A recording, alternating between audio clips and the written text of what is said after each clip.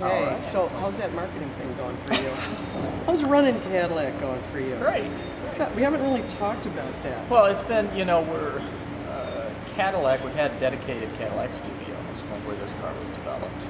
And guys like Clay Dean and the rest of the team. I mean, we are very integrated with marketing from a design function, so which is very critical. It's all forward-facing to the customer. And so for me, it wasn't totally unnatural. Well, no, because you speak culturally as a designer anyway. And you're visually articulating the promise of the brand in all those different ways. And then, I mean, the cars are driving around, they're, like Bob always says, they're out-of-home advertising as you're doing them. So you're essentially, marketing design has to be heavily integrated. So, and then I've just always had a huge interest in brand. And so looking at all the opportunities, and there isn't a lot of difference having a conversation with me than there is with the designers. So. Yeah, and it's very interesting because we always go to the designers because they know the most about what they're doing. So that's not bad. Right. What's your biggest what's your like number one goal? Well, is it like for this year? Growth. Does that help? ACM. No, there's still a lot of, what they like to call false familiarity. There's still a lot of DeVille familiarity. There's a lot of DeVille still out there. I mean, false familiarity. Like that? That's a good marketing term. And what that means is you've got people that are they're seeing DeVille's more than they're seeing a CTS sports sedan. Yeah. And that creates a false perception of what we're doing. It's like, well, I don't naturally think of Cadillac as being this innovative, technology-driven, advanced, driving performance type of brand. And because you just don't get the exposure that you typically do with that huge car park of those existing divisions. So that's one change. Is kind of there's a lot of exciting product. The product offensive, certainly with the wagon and now the coupe, independent of anything that's happened with the holding company, we've been on this mission and executing this plan. So that's been very consistent. But I think the big change is getting people to really conquest, and we have to find unique ideas to do that. We've been doing a thing on the SRX, for instance, where we go into a certain neighborhood, a certain area, kind of arts, entertainment, dinner place, and we bring the competition. We bring an RX Lexus, we bring an X5, and we bring our SRX. Because customers, we find that for Cadillac, they need to make the judgment themselves. We can tell them, they can get accolades from, Edmunds on the consumer reviews, or we can get JD Power results, or we can get a KBB award. All of those things have tremendous value in kind of deciding what you want to do and what cars you're interested in. But they really need to sit in the car, and then they're really surprised. Wow, it is an appealing interior. Wow, there's a lot of features I haven't seen before. Wow, it is an intuitive nav system. It's getting them there, but they naturally, many times, especially more affluent customers, they don't naturally just come up with Cadillac in their mind as a natural, immediate place to start looking.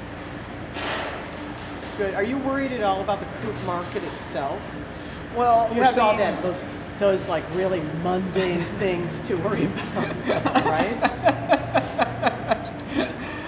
It's important. The coupe market is in its own kind of realm of stability, so it fluctuates, of course, as the economy does.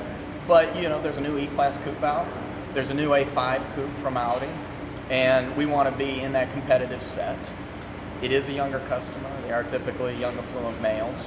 That's very, very important. It's important validation of the robustness of the car. So there's some marketing value beyond just the business value of the business case. And then, it's pretty relevant as far as a statement of confidence. That's the great thing about coupes, is you've got a little more flexibility in idealizing the aesthetics of the identity. And coupes end up culminating kind of, it's almost a visual manifesto of everything that we want to achieve with the brand. It's exciting, it's performance driven, it's fun to drive. Do you have to have, and technology. you obviously have to have some kind of threshold sales. Yes. So can absolutely. You make it at a fairly low number? Well, we certainly have our targets, and the car will go on sale in the summer, kind of early summer next year. And we'll see how things go. It's always supply and demand, and we've got to see where the demand exists. And that'll be for the total segment. It won't be based on, us artificially creating demand in any ways. We'll just see where things flow. But our investment, we feel very confident, no question. Do you have a target customer? The target, I think, like I was describing before, is we find they typically purchase based on appearance. It's number one reason for purchase. But right now, I mean, it's all import. Yeah. There is nothing else, and so we feel we're offering a pretty interesting choice for people.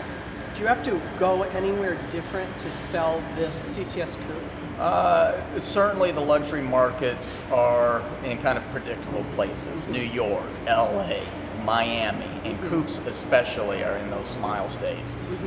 We find that you get a dramatic kind of percentage of your volume in those markets. And so you'll see high concentrations, absolutely, and that's exactly where we have to go to talk to people. How's your party life now? Well, I have 4 children. You've been partying a little hard at home. So, and a lot of girls. So, it's, Dad, can we go look at the American Girl website? Oh, it's great. All right, I don't think I can hold the camera much longer. I do have them. We got a PS3. We've got Midnight Express, Los Angeles, driving games, and I've got them driving on those little controllers. Right. Oh yeah. It's ironically my girls are more interested in cars than my son. So.